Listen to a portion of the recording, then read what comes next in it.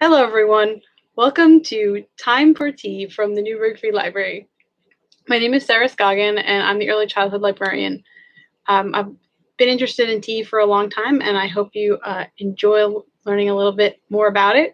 I learned some making this presentation, so let's get started. This program is primarily for ages 5 to 9, but all ages are welcome. We're going to start with a rhyme.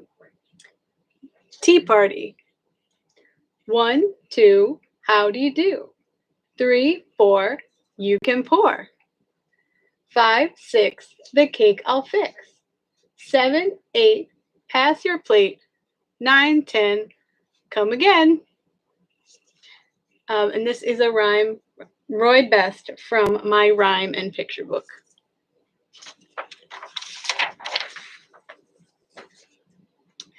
How about another rhyme? This one's called Wash the Dishes. Wash the dishes, wipe the dishes, ring the bell for tea. 3 good wishes and 3 good kisses I will give to thee.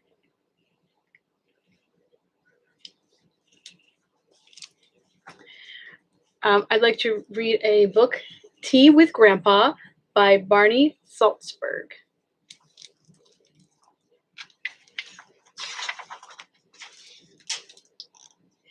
A Neil Porter book published by Roaring Book Press.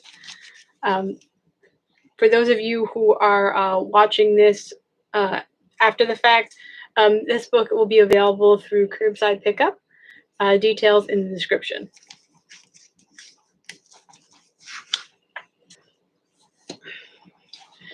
Okay, so how do you have a tea party? Well, I have a little set here that we can use. So we have treats and our teapot and the cups and these little plates to be the saucers. The cups can sit on those little saucer plates.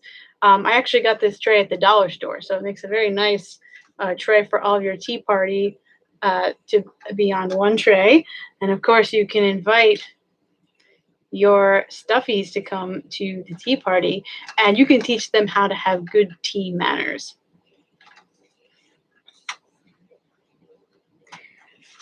What about having a placemat for your tea party? So you can see how to set the table as a proper tea party should have the place setting. So I'll put a link for a printout of this placemat, but you could just use a towel or something else, or if your jars are small, you could use a box to make a little table for your tea party. And of course, you can draw on this and color it. You could draw on the plate what you want to eat. If you don't have a tea set like this, you could just use little cups.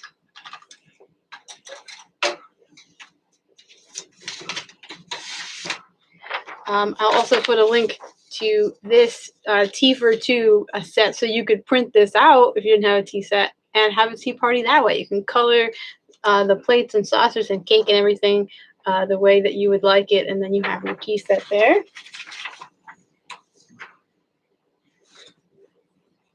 What if you don't have any of those plastic cupcakes? You could have some treats that you make. This is a cupcake that I crocheted, a chocolate cupcake with strawberry icing on top. So maybe you know someone who can crochet, or if you're learning to crochet, you can make one of these. Here's another paper treat. I have my brownie with sprinkles. This is a little cherry pie that I made out of clay, and then I painted the small little pieces of clay inside to make my tart. And you could make a cookie out of clay, some beads to be the sprinkles, or you could use that clay to make what looks like a little piece of chocolate to eat. And this is my scone So a scone is a kind of biscuit that's often eaten at tea parties. This is a stone scone. So I took a rock that I found outside and I painted it a light brown color to look like a scone. So if you could make it of clay, or if you could find a rock and paint it, that could be scones for your tea party. What else do we eat at a tea party? Sometimes people eat little sandwiches.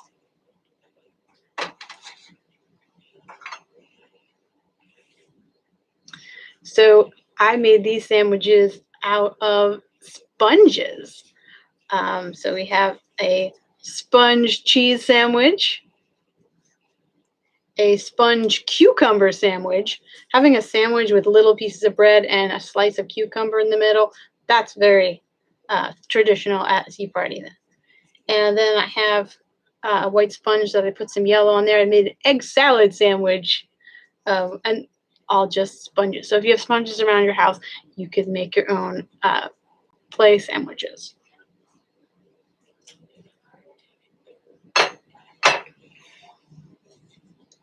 But what else do we do at a tea party? Well, we could do some crafts.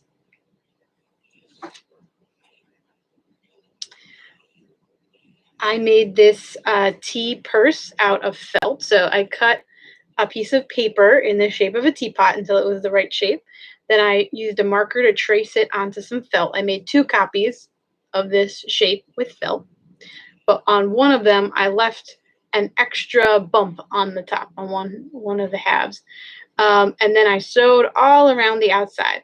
If you don't want to sew in the middle there, you could just make a round teapot and put a C-shaped piece of felt in between the 2 layers before you sew, and you just sew that part, and that will hold the handle on. And then I put a piece of Velcro on the top of this flap here so that I can close my purse. And then I braided some embroidery floss to make a little strap for the purse. So that's my teapot purse. And I'll put links to where you can get a pattern for that purse.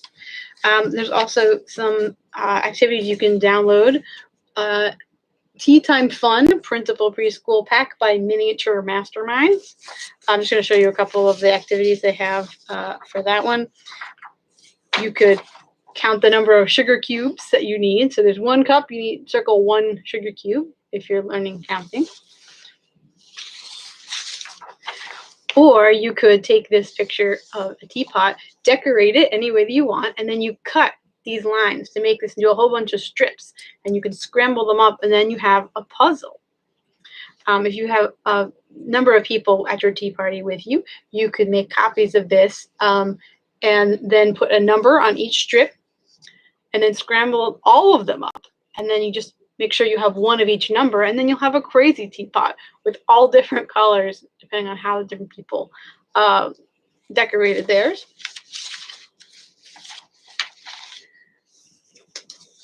You could play a memory game. So here's some pictures. There's 2 of each. So you color them, and then you cut them in pieces, and you lay all of them down, face down, all scrambled up, and then you try to flip one over. Oh, I have a teacup. And then see if you can remember where the other teacup was and flip that one over too. So memory matching game you could play at your party. I also have this Tea Party I Spy game that I found at livelaughrow.com. So you would say, how many of these green teapots are there? You'd have to look through all of the things and see how many there are for each of the different things.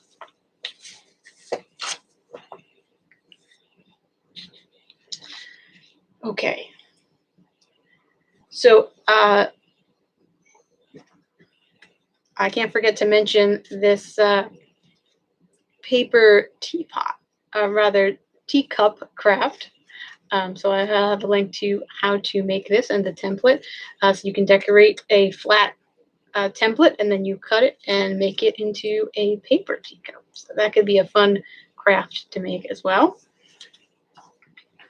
With the clay, you can also make clay teacups. This is just air dry clay.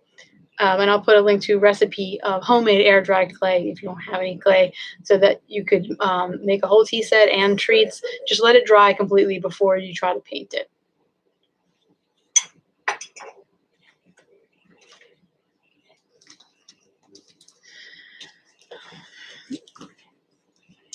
Okay, so let's have another book.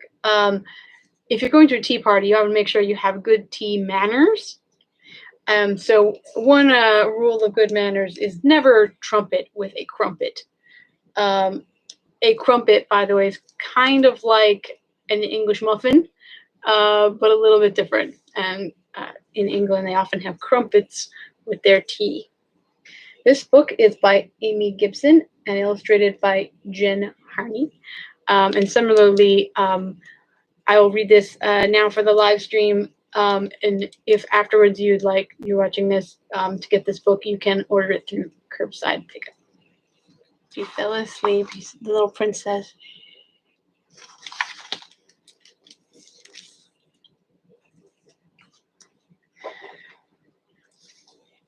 So if we want to learn a little more about tea manners, it's maybe just a little bit less silly. We have Felicity Learns a Lesson from the American Girl collection. Felicity is a girl who was alive just at the beginning of the American Revolutionary War, when the government of England, who was the king over the United States colonies back then, he was putting a big tax on tea and making it really expensive. And the colonists didn't really like that. And they even threw a whole bunch of tea into the Boston Harbor. We call that the Boston Tea Party, except instead of a real tea party, it was them throwing the tea into the water. But Felicity here is learning her tea lessons, how to be a proper lady, back in 1776. So let's just read a little bit. This is Felicity Learns a Lesson by Valerie Tripp, illustrated by Dan Anderson, and published by American Girl Press. "Young ladies," said Miss Manderley, "please be seated at the tea table." She sat herself gracefully and continued, "Your parents have entrusted me with an important task to prepare you to take your place in society. Our lessons together will be pleasant, but do not forget they are lessons you are here to learn."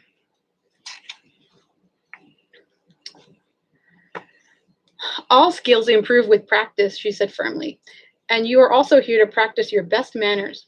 I am sure your governess in England taught you the rules of polite behavior, so you know that if you are rude and you break those rules, you will be left out of the best society." All three girls sat up a little straighter. Miss Manderley paused as a maidservant placed a tea tray on the table without rattling a cup. "Your manners will be observed most closely at tea," said Miss Manderley. "Tea is a ceremony. A gentlewoman must behave perfectly at the tea table, both as a hostess and a guest. Now I will show you the proper way to serve tea." "Good heavens," said Annabelle. That's one of Felicity's classmates there. "Bitsy and I know how to serve tea. We've watched our mother serve tea hundreds of times." So in a tea party, the person who is pouring out the cups of tea and passing them to the guests, we call that person mother, even if they're not really the mother that's handing out the cup. So if you are doing a tea party and someone says, "I'll be mother," that means there's offering to pour the tea for everyone else. "Splendid," said Miss Mannerly calmly. "Then you will be quite at ease." Annabelle was quiet. Miss Manderley opened the tea caddy made of dark polished wood. So there's a tea caddy. It's a wooden box, looks like a little treasure chest. That's where they used to keep tea. The tea caddy would keep the tea fresh. We have tea caddies today. It's even better if they're airtight. So I have one that's made of metal. Sometimes they're made out of ceramic with either ceramic lid, or this one has a cork. I keep peppermint tea in this one, because if air gets in with the tea, or moisture from the air, that makes the tea go stale a lot faster. Felicity expelled the spicy, smoky scent of tea. Miss Manderley neatly filled a silver caddy spoon 5 times and put loose tea leaves into the delicate china teapot. So we'd have a teapot, Here's an example of a ceramic one. Sometimes they used to use metal teapots. This one's a pewter teapot. But some kinds of old metal teapots are not good to use anymore because they've learned that they might have lead or something in the metal that wouldn't be good for your hot water. But we have here a ceramic teapot. So most people, when they make tea, they use a tea bag. So you have my tea bag of some leaves. And we just put that in the hot water, of course. But long before tea bags, people had loose leaf tea. All tea is actually from the same plant. So I have some green tea leaves here. You can see they actually look like leaves. And the leaves were dried in a special way to make green tea, black tea. There's all different kinds of tea. In fact, there are 6 different main kinds of tea: white tea, yellow tea, green tea, oolong tea, black tea, and pu'er tea. It's a funny word, pu'er tea. So it's all the leaves of the same kind of plant, different varieties of the same plant, just like there are different varieties of roses. But they treat the leaves differently, and that's why it tastes different.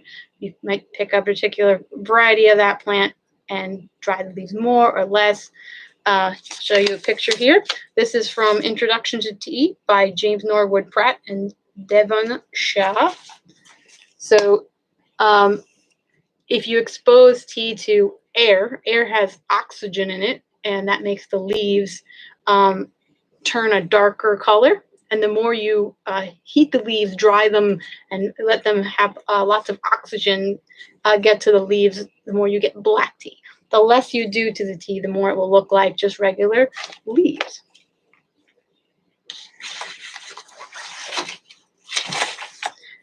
And well, where does this plant grow?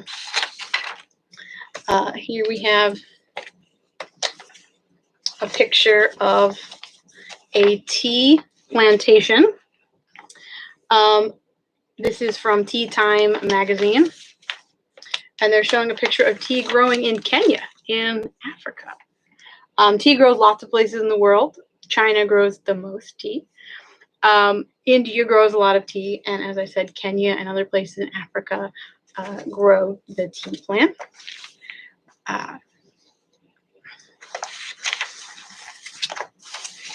Excuse me, let me just get my picture here. The official fancy name for the tea plant, what scientists would call it, is Camellia sinensis. Camellia sinensis. So you can see it growing there.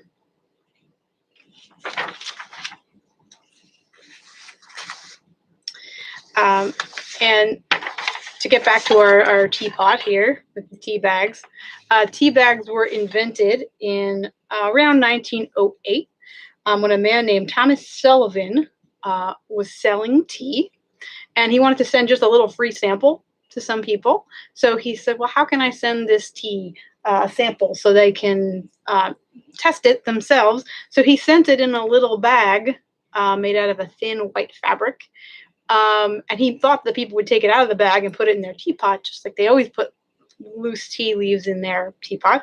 But they thought they were supposed to leave it in the bag. So they just put the whole bag in. And then they said, wow, this is very convenient to put the tea in a bag. And so tea bags were invented kind of by accident. But now, as I said, many, many people around the world all use tea bags. But the very fanciest teas are still usually loose in a little packet or in one of those tea caddies that I showed you.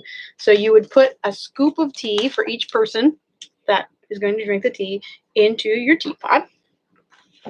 So I'm going to pour in some, let's say, some Blue Lady tea.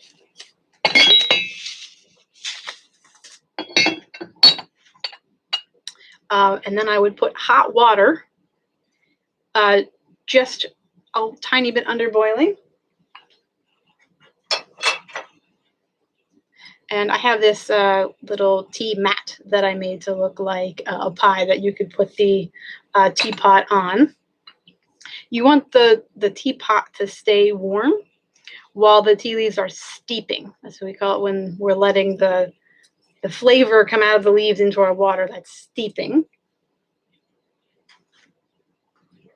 So you could cover your teapot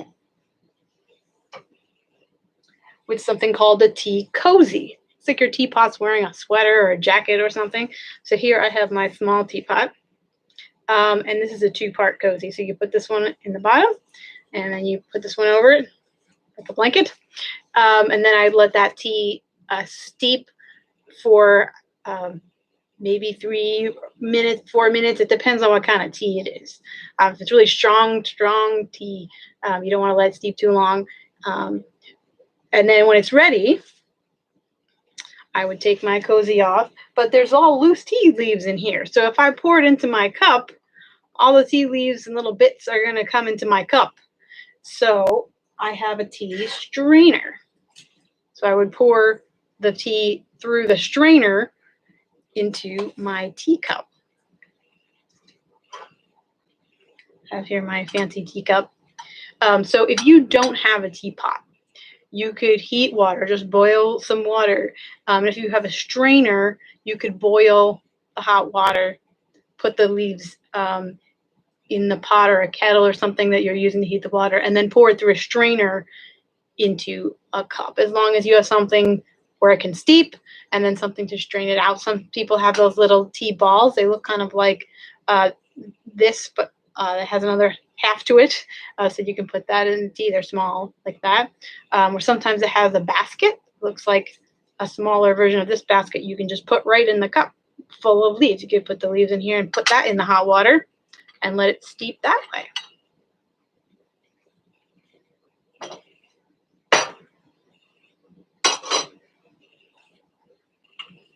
First, you can have your sugar bowl and your milk pitcher. Some kinds of tea you don't usually put milk in. Some you do. Usually like a black tea, you might put some milk or cream in there even. But in other places of the world, they put other things in tea instead of just milk and sugar or honey and milk. There's even some place in the world where they add pistachios or salt, or one place even yak butter instead of milk. So there's many, many, many ways to make tea. If you're having your tea party with your stuffed animals and you want to have tea bags, I made one of those as well. So I took some felt, a long rectangle, twice as long as this, folded it in half, and then I cut the corners of both layers, and I filled it with little tiny snippets of a dark felt so that it looks like tea leaves. If you hold it up to light, you can see the tea inside. And then I stapled on a piece of elastic and a little paper tag. I wrote tea on it. So you can make your own pretend tea bags. I just glued the edges to keep them closed. You could glue them or sew them together. You could have different kinds. You could write the different brands on the tag. You could write strawberry tea or something like that. Only the tea that's made with that Camellia sinensis plant, that's the only one that's really tea.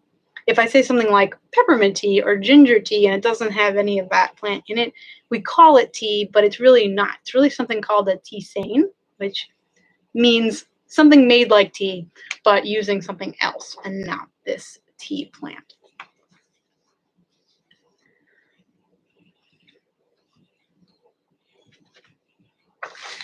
But how did we discover tea? Tea has been discovered for a very long time. It goes back to the year 2737 BC. So that's a very long time ago. That's 4,758 years ago, according to the legend of how tea was discovered. So the story goes that this Chinese emperor, Shang Nung, was taking a walk in the countryside, and he wanted to have some hot water. So he boiled a little kettle of water there, and he was underneath a wild tea tree.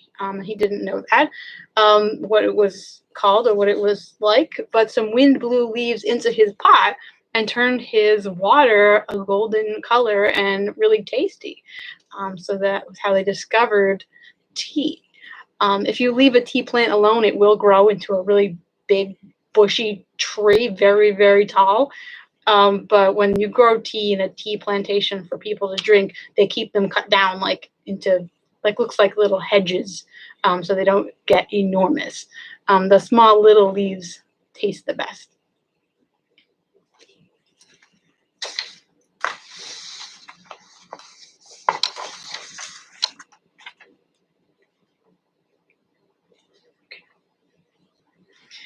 So going way back to when we were saying with Felicity, their teacher put the loose tea leaves into the teapot and let it steep. And then she says, while it's steeping, you hand each guest her cup, saucer, and spoon. When the tea is ready, pour it very carefully. Felicity held her teacup and saucer steady as Miss Manderly filled it. Offer your guest milk or sugar to put in her tea, said Miss Manderly. Then offer her a cake or a biscuit. Miss Manderly held a plate of biscuits and queen cakes out to Felicity. Felicity took the smallest biscuit she saw. Miss Manderly smiled. A wise choice. Hard biscuits don't shed crumbs the way cakes do. And remember, you are not drinking tea because you are thirsty or eating because you are hungry. The tea is offered to you as a sign of your hostess's hospitality. If you refuse tea, you are refusing her generosity. Oh, I would never refuse, Felicity said. You make the tea ceremony look so very pretty. Thank you, my dear, smiled Miss Manderly. But you may not wish to drink tea all afternoon. There is, of course, a polite way to show that you have had enough tea. Merely turn your cup upside down on its saucer. So you can take your cup, flip it upside down on your little saucer, and place your spoon across it. That is a signal to your hostess you do not wish to take more tea. And the correct phrase is to say, thank you, I shall take no tea. And it really was very generous to serve tea to guests because tea was expensive back then. It had to come all the way from China and other countries in that area of the world. Back then, it was very hard to ship things. So it was expensive to ship it and expensive to buy the tea leaves. There's even a story about a woman who received a pound of tea as a gift back before people drank tea all the time in England.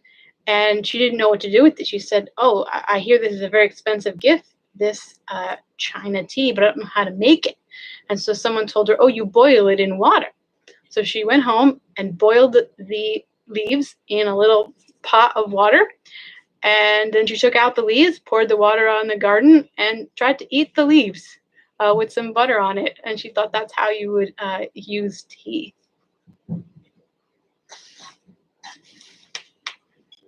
Okay, let's see here.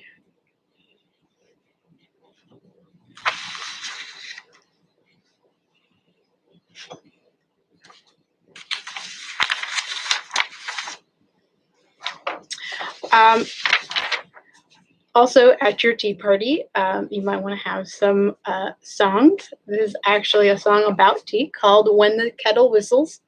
The tune is a traditional song, a traditional carol called White Coral Bells.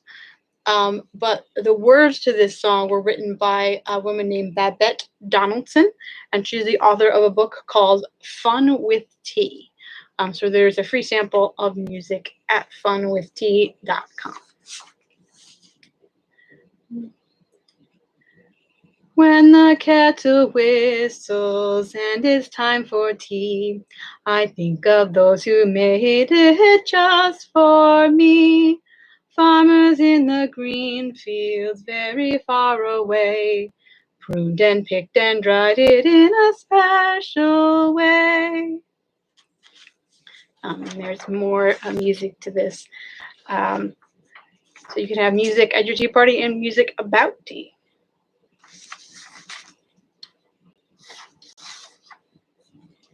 When I give a tea party, I like it to have a theme. You could just, of course, invite everyone over to a very nice tea and serve them tea and have the games we were talking about. But you could have a theme. So, for example, a literary tea party would be a tea party where you talk all about books and the decorations are about books and you make bookmarks as a craft, or have a little play that you put on with book characters. The theme could be anything. It could be a teddy bear tea where everyone brings a teddy bear, and everybody does crafts about teddy bears.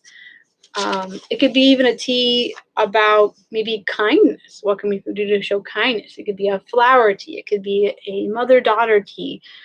There are just so many different ways that you could have a tea party. This is the book Come to Tea, Fun Tea Party Themes, Recipes, Crafts, Games, Etiquette, and More by Stephanie Dunwind.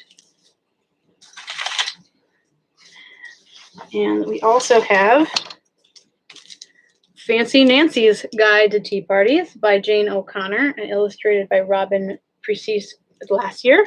So how to have a very fancy tea party, where you say everything in French and you dress up in fancy clothes and bring your fancy dolls. So if you want to have your own tea party, I recommend those. You could read about her tea party adventures. For those of you reading easy readers, we have Angelina Ballerina and the Tea Party, Ruby and Max's Tea Party,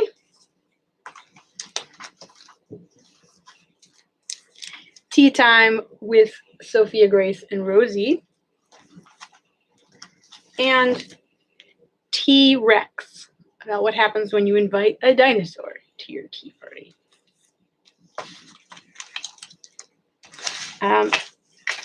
Actually, more than one book about inviting a dinosaur to a tea party. This is Magical Tea Time by Greenbrier Press. I'm just going to show you one page. It's this pop-up book.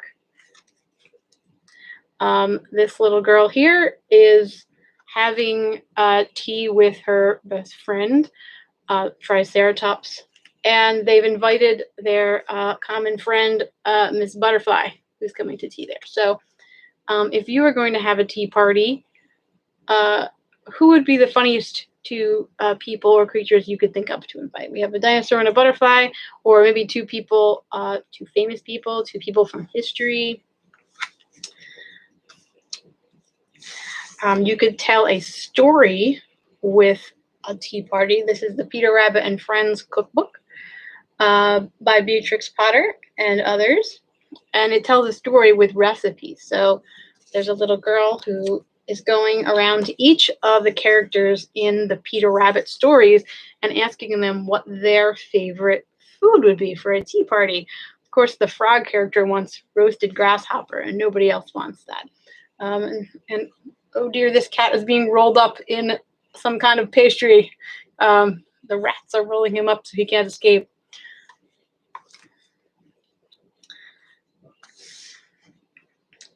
Let's see.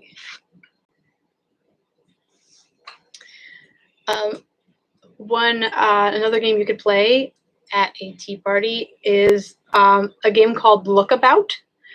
So if you have a small teapot like this, or maybe one of the teacups that we had earlier, so it's kind of small, you have all your other guests go out of the room where you are, and then you put the object somewhere where you can see it, or where it's not obvious. So maybe between two books, or next to a lamp, or almost behind a stack of books, so you can just see it. It's not totally hidden. But then you go and sit down and tell everyone to come back inside. And the people have to walk around. They can't touch anything, but they have to walk around and look for the item you've hidden. And then let's say I see it almost hidden behind some books. I don't say where it is. I just go and sit down in my seat quickly. And then the last person to spot it is it. So then they have to hide the next thing. So you can see who has the keenest eyes.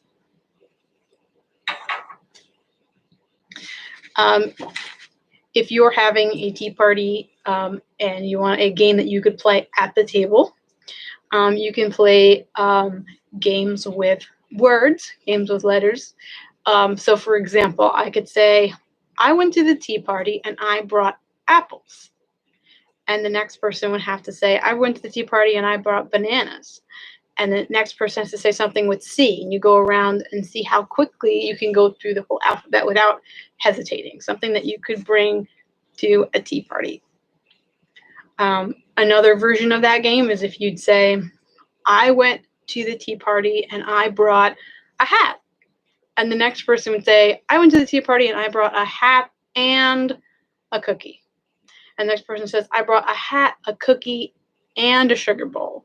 So each person adds one thing and keep going around. And you have to remember all of the things in order. And if you forget something or skip something, then you're out of that round. If you really want to listen keen-eared for letters, you can play a game where the host or hostess starts and they say something like, this tea party is lovely. And the last word in the sentence, lovely, the last letter is a Y. So the next person in the game has to start his or her sentence with Y. The last letter becomes the first letter in the next sentence. So they say, yes, it is. And the next person has to say something like, say, we already had really good cakes today. And you have to try to go around the circle and not pause at all. You have to jump in with the very next sentence that starts with the next letter. Let's see.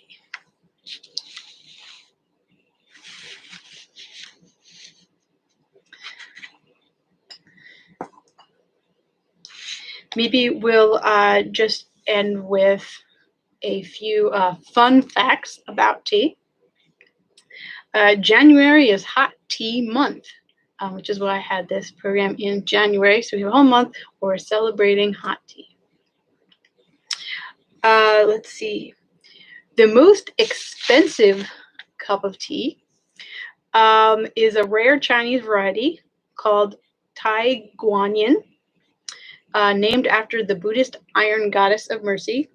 And it costs $1,500 per pound of tea. So that is quite a lot for a pound of tea. At least you can use the leaves more than once before you have to throw them away. The record-breaking tea beverages.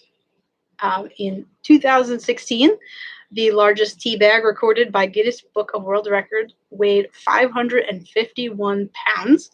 It was 9.8 feet wide and 13 feet high. Ahmed Mohammed Salah Bahrain and Company, owner of the Rabia Tea Company in Saudi Arabia, set this record.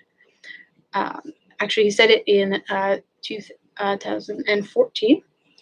The other Guinness record is the biggest cup of tea. And it was 10 feet tall by 8 feet wide. And that is records in Foodle.com tea facts. So what country drinks the most tea? Well, China drinks the most tea, 1.6 billion cups of tea every single year, as well as producing the most tea. But that's also because there are a lot of people in China. So it's kind of natural they drink the most because they love tea and there are a lot of people in China. But the country where each person drinks the greatest number, there's just fewer people, so they're not the top spot. Where each person drinks the most tea is actually Turkey. So in Turkey, each person has an average of 7 pounds of tea every year, just under 7 pounds per person, which is a lot more than we drink in the United States. And overall, tea is the most popular beverage on the planet after just water. So I hope you enjoyed our program talking about this famous beverage. And I'll end with the words that every hostess loves to be able to say, that it was lovely to have you join us here. Do come again.